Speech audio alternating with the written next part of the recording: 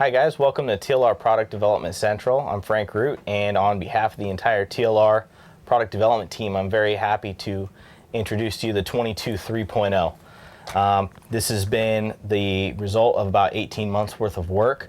We've all put in a lot of long hours to bring you the best 22 we ever have. It's a brand new mid-motor specific buggy that has no compromises. So we were able to design it for optimum performance for mid-motor, to push the motor back closer to the diff gear, get the optimized weight distribution throughout the car without having to figure out how to kind of make the rear motor parts fit and kind of compromise the geometry because of that. And due to kind of focusing on mid-motor and making that the objective without compromises, we feel like we've made the best mid-motor buggy out there, but definitely the best ever from TLR. So the 22 3.0 has an all-new rear end. It's almost a new car. We use a few of the parts from the front suspension on the existing 22s, the current shocks, diff, and CVAs, but the entire car from the servo mounts back is basically new. We were able to do new transmission cases, mud guards, chassis, rear inner pivots, inner camber block, shock tower, wing mount, everything. It's all new. So it's really more than just a refresh. A few new suspension parts here or there, included option parts, and the 22 3.0 really is an almost all new car. Now let's start with the front end. On the 22 3.0, a few things that we have tested for a while. You guys might have seen some photos around the internet, but we came out with an all new front suspension arm.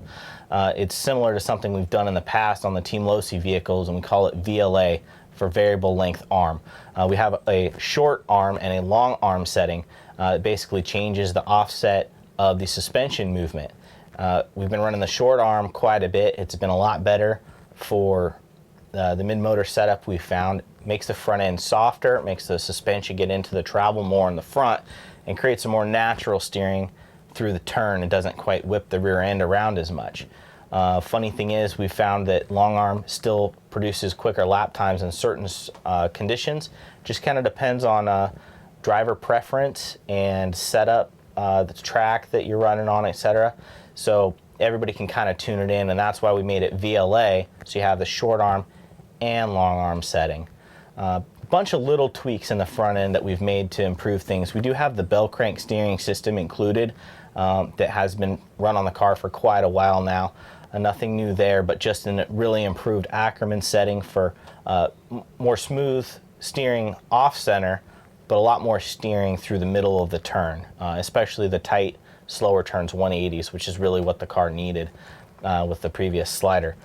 We also have the new caster block, which does include the VLA adjustment also to match the arm. We have an all new kingpin that is actually similar to the 22.4 inner front hinge pin, where there's a head of a screw and it goes all the way through the block with one nut on top.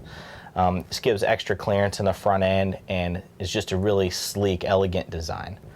We also have 12 millimeter nutted front axles now on the car. So steel axle that goes through the bearings, has a screw on the back like the original 22, but now there is an axle and a 12 millimeter wheel hex in the front that uses a thin or low profile wheel nut to go on the outside. So now you have your 7 millimeter wrench front and rear, and you don't have the kind of the bolt style front nut that we used on the previous 22s. Now it's an actual M4 low profile nut that goes over the axle. So something some people have asked for, and we went ahead and made that update to the 12 millimeter wheels. We also have a new front arm, obviously, to accommodate the VLA. One of the interesting things we did on the front arm was the shape of the front arm actually looks a little different. The arm kind of comes out, and then there's a pretty aggressive diagonal looking element in the middle, and then it comes flat out at the end. And the reason for that kind of aggressive angle is that now the shock from the shock mount can actually be moved from the inside hole to the middle hole to the outside hole without really changing the droop at the wheel. So now you don't have to take your shock apart and adjust the limiters inside, outside, unscrew the shock, etc. Rebuild the shock basically to get the wheel travel back. On the 22 3.0, that's actually really important, because when you switch from your long VLA, let's say, to your short VLA, you're also going to want to move the shock in one hole on the arm, and you're going to want to shorten the camber link out on the hub one hole. So you're basically going to run the outside hole on the camber link for the caster block, and you're going to run that with long VLA, and you're going to run either middle or outside on the shock position. Then when you go to short VLA, you're going to obviously change the VLA location. You're going to move the B camber link location into the A camber link location, and you're going to move the shock position on the arm in one hole. That way you pretty much have equivalent geometry as far as the shock stiffness is for the suspension. You're just really changing the long arm and the short arm. So now you're able to kind of make those adjustments back and forth pretty easily. Front shock tower still the same, front pivot still the same. Uses the bell crank spindles in the front. So we're still able to use those same spindles with the revised Ackerman. Really a pretty solid front end all the way around. There are new servo mounts for the new chassis for the 22 3.0, so that is one other change in the front end. But other than that, pretty much still the same. Now let's go to the rear end, and the biggest change in the rear end by far is going to be the motor location. So on the 22 2.0, we had the motor a little bit further forward, and that was the original design from the 22. There were a few reasons for it. One, the original 22 mid-motor car was really designed for Astro and grass tracks. It was before we were running the mid-motor cars on dirt, and we wanted the motor to be further forward so it actually improved the handling a bit. So that's one reason. The other reason is with the rear motor and mid-motor suspension components, things got tight, and the anti-squat block had to be between the diff gear and the motor, so it kind of moved the motor a little further forward. Well, with the 22 3.0, we didn't compromise at all on the design to be able to fit everything rear motor. And what we did was we actually moved the anti-squat block underneath the front of the diff gear and moved the motor all the way back to where basically there's diff gear, plastic for the tranny case, and motor sits right against that plastic. So we moved the motor back over 12 millimeters, and that did a few things. One, it put the rotation of the motor closer to the diff gear, and gave it a greater effect. Two, it moved the weight of the motor further back in the car, and it really helped get our weight bias closer to the number that we wanted. And then the third effect is when you get the motor further back, you're also able to get that battery pack further back. So it's kind of a threefold thing. The second thing we did different in the rear end is we developed both a 3-gear and 4-gear transmission case. So 3-gear case is in the car. I got the 4-gear right here. We actually had intended and thought that the 4-gear was going to be the best performing for the 22 3.0. But once we started testing some of the pre-production parts and got out to the track with the team, it became pretty obvious that the 3-gear training was really an improvement. What it does is it keeps the weight from kind of getting thrown to the back when you pick up the throttle and getting thrown to the front when you get on the brake. So now when you pick up the throttle, the weight kind of stays a lot flatter, and when you get on the brake, it actually throws a little bit of weight to the rear, keeps the rear end a lot flatter. It doesn't kind of squat and dive around as much when you change your throttle position. It makes the car a lot more consistent. It carries a lot more corner speed, we found. And really, it actually feels like it has more rear grip because now the car is not over squatting and sliding or putting too much weight on the front tires under braking and getting loose. I'd say one of the biggest changes is you can actually really use the brakes on a 2-wheel drive car now and slow down on tracks with decent grip and really kind of make tighter turns with that change because of it. So it's a really good improvement. Another thing we've also done is we've added adjustable rear pivots. So the anti-squat block and the toe plate are now adjustable. They use pill type inserts just like our 1/8 scale vehicles have. On the 22 1.0, 2.0, if you wanted to change your rear toe, you were having to buy another aluminum toe plate, which wasn't always the cheapest way to change it. The anti-squat, we did have the inserts, but you kind of had to remove the transmission or kind of change that around to change those inserts. Well, now you take the toe plate off. With 2 screws, you can change the toe insert. You pull the rear arm hinge pins out of the anti-squat block, and pop those out. You can change the anti-squat. You can change your anti-squat in probably a minute flat, and your toe in probably half a minute. Super easy, real easy adjustment. We have half-degree changes, increments of change, so you can, with the stock parts, you can go from 2.5, 3, 3.5, and 4.0 degrees of rear toe. Anti-squat, you can go all the way from 0 to 3 degrees of anti-squat, all in half degree increments, so 0.5, 1, so on and so forth. So more adjustment than we had in the past and easier adjustment. Kind of a win-win all around. We've also found during testing that less rear toe, even less than 2.5 degrees, has been really good in some circumstances. So as an option part, we're releasing what we call the -2 degree rear toe plates. So the rear toe plate for LRC -2 degree, you can add on the kit, and whatever the number is of the degrees on your pill, it take 2 degrees off of that. So if you put the -2 degree toe plate on with 4 degree pills, you're gonna run the 4 degree minus the 2 degree, you're gonna be at 2 degrees total. So you can run anywhere from 1/2 degree to 3 degree or to 4 degrees of rear toe with just having that one extra toe plate. So super wide range of adjustment.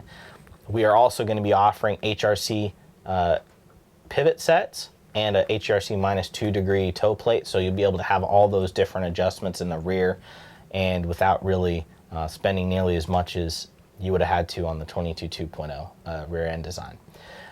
Next, we have an adjustable rear camber block. This is one of the things I'm really proud of. Our engineer Mike Mellon kind of came up with this idea, and we kind of helped refine it, but our aluminum rear camber block actually mounts to the rear of the rear shock tower. It's not in the front, so it's easy to access, but the ball studs are obviously a little hard to get to because of where the rear tower is at.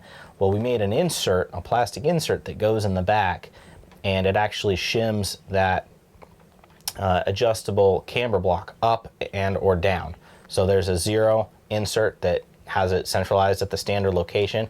Then there's a 1 millimeter insert with an arrow that will either push the camber block 1 millimeter up or 1 millimeter down.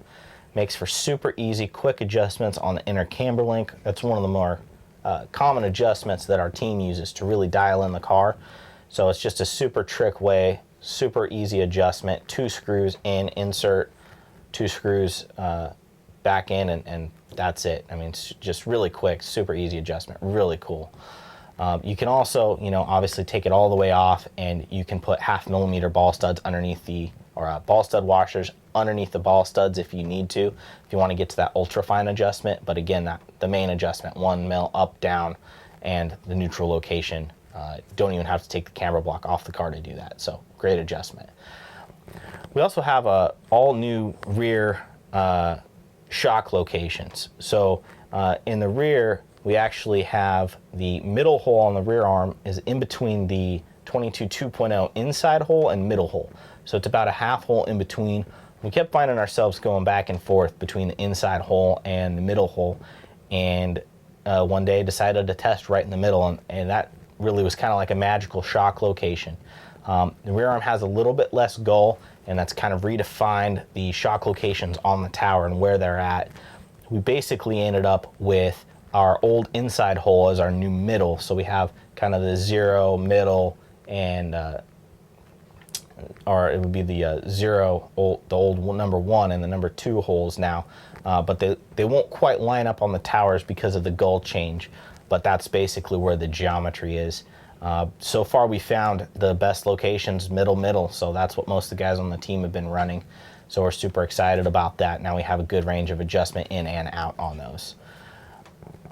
We also have updated the rear shock tower. It's a little bit different than the conventional shock tower that you see on a lot of mid-motor buggies, where the shock tower, because of the diff gear, basically you have the diff gear and the shock tower starts behind the diff gear and kind of goes straight up, and the wing comes back off of that. Well, that puts the front of the wing, a little bit further back than the rear of the diff gear. And what we found is that the wing location being a lot further forward is actually ideal. So on a rear motor car, for example, the front of the rear wing would be about even with the rear axle.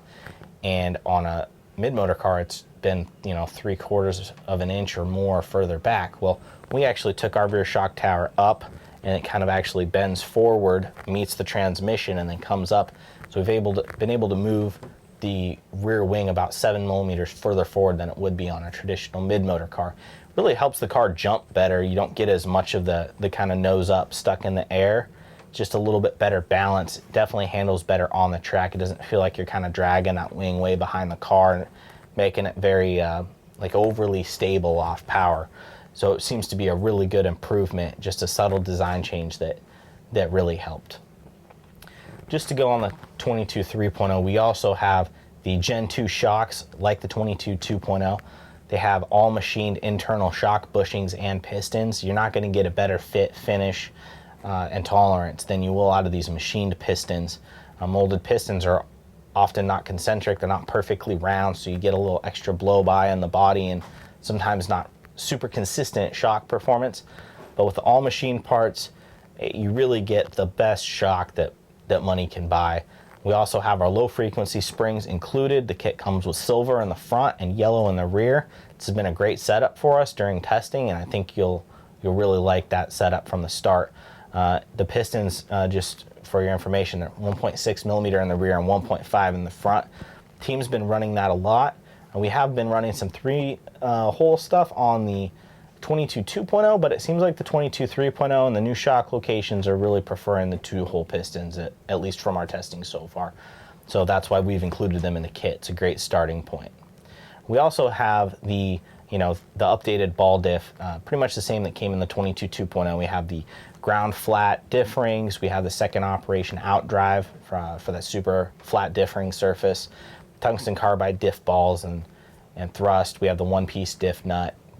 All the upgrades that we've really made to the diff, they still hold true for the 22 3.0. So you can get that high-performing and long-lasting ball diff included in the kit. So we kind of went over the front end, we went over the rear end, a little bit of the basics of the car. Now we're going to go to the center of the car. It's kind of one of my favorite places, to be honest. The adjustment to the rear suspension and moving the motor that much further back has really opened up the center of the car for us quite a bit, and we've been able to induce a lot more space for mounting the battery and the electronics. And what we've done is we've actually turned the battery sideways. We've gone transverse. This spreads the weight across the chassis a little bit more, and it kind of does two things. It moves the weight out so that you're not so close to kind of the center of the chassis as far as the weight transferring back and forth as quickly and as aggressively. So spreading the weight out actually kind of smooths those transitions out of the car rolling from one direction to the other. And the other thing is it moves the rear weight bias percentage up, so it moves the weight bias closer to the rear.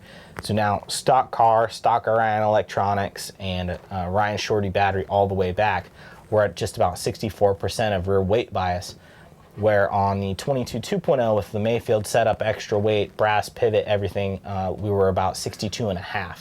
We've really found that 63.5 to 64% is just ideal, and I'm so happy on the 22 3.0 we're at basically 64% with no extra weight in the car, no brass added, no weight ballast in the rear of the car to bring that up. That's just the motor back against the diff gear and the battery transverse and further back, and it's really improved the balance on the car. So moving the weight bias to the rear really puts a lot more weight on the rear tires to drive out of the turn and to be more stable going in. But oddly enough, it actually creates a little bit more steering going into the turn as a byproduct. Now you have more weight in the rear, so now there's more weight that can transfer to the front. So you get a little bit more weight on the front end as a kind of a change as that weight transfer changes, and it actually has increased the steering going in. So more steering, more rear grip, just overall easier to drive with that weight bias change. The nice thing about the battery compartment is that we actually have the room to mount a saddle or brick pack, obviously side by side. The Shorty is able to move fore and aft, so you can change that rear weight bias percentage by moving the Shorty front to back. We have built-in stops in the battery strap for the front of the battery and the rear of the battery, so you can move that all around. No foam required, no servo taping your battery in, none of that. You can just put it right in the stock battery strap, loosen the screws, move the battery, tighten the screws down, and now you have a new battery location. And the last adjustment we have is we actually have a really cool bar that slides over our body posts for the battery strap, or battery strap posts, I guess. It slides over, and the Shorty pack will actually fit front to back in the car. So if you really get on a track where you want a lot more aggressive of kind of a weight transfer side to side, and you want to make the car have that more nimble feeling, then you can actually run the battery front to back on the car without too much trouble. It's actually includes the parts that you need in the kit to do that. So you have your standard shorty side to side on the car, able to move it front to back. You have your saddle brick pack that fits right in that battery compartment, and then you have your shorty front to back. You have those 3 different locations to play with.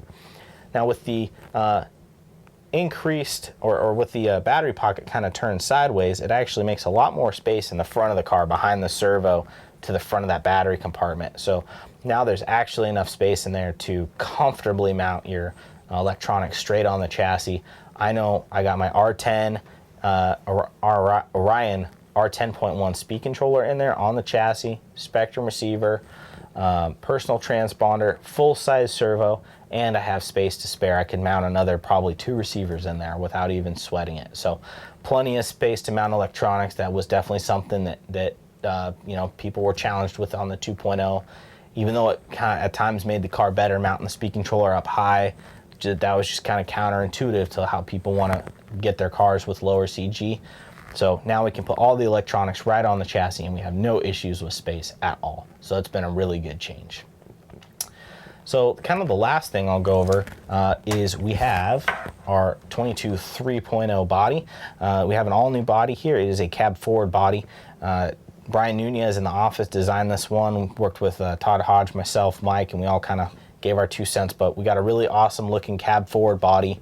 You can see in the back it kind of dips down here, and we don't have a fin in there, but there's actually a fin that comes with the body that actually mounts right in this location right here. So depending on what kind of track you're on, if you're on a really high speed track where you've got a ton of grip, then you can go ahead and put the fin on. It's going to make the car more stable.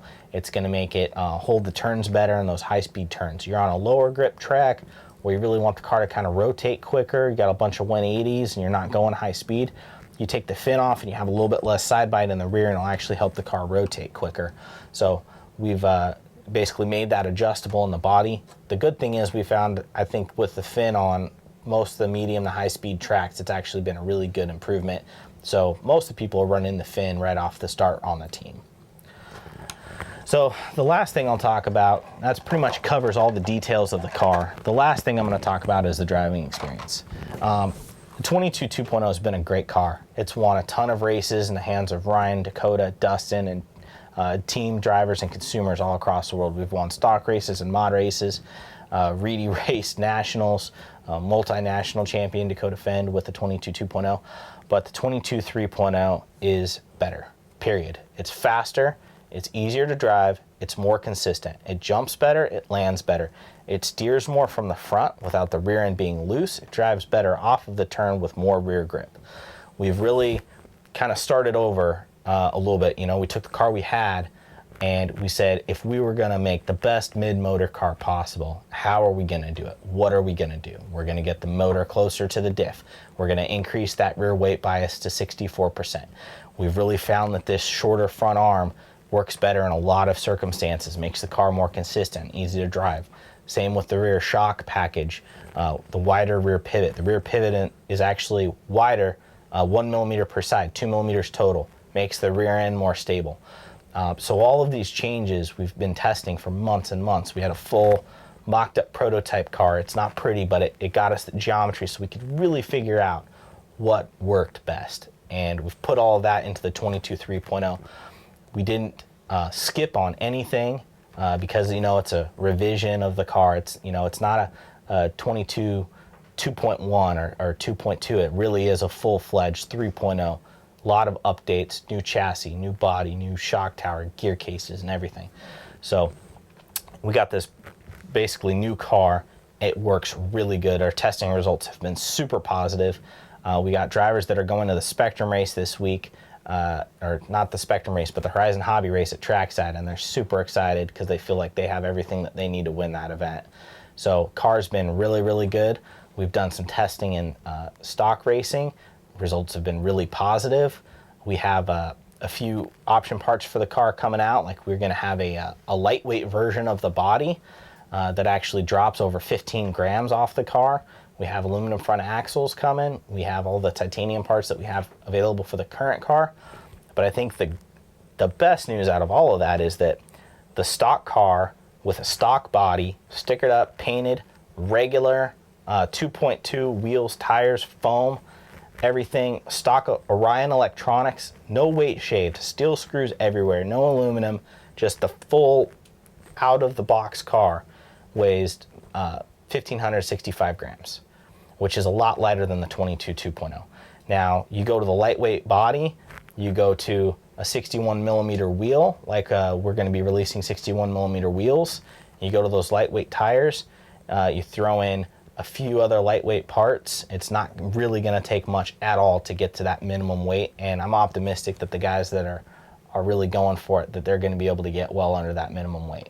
So we have this car, it works great, it's performing better for all of our guys on the team in modified, and it's set up to work just as good, if not better, in stock, between the 3-gear transmission and the ability to get to that minimum weight.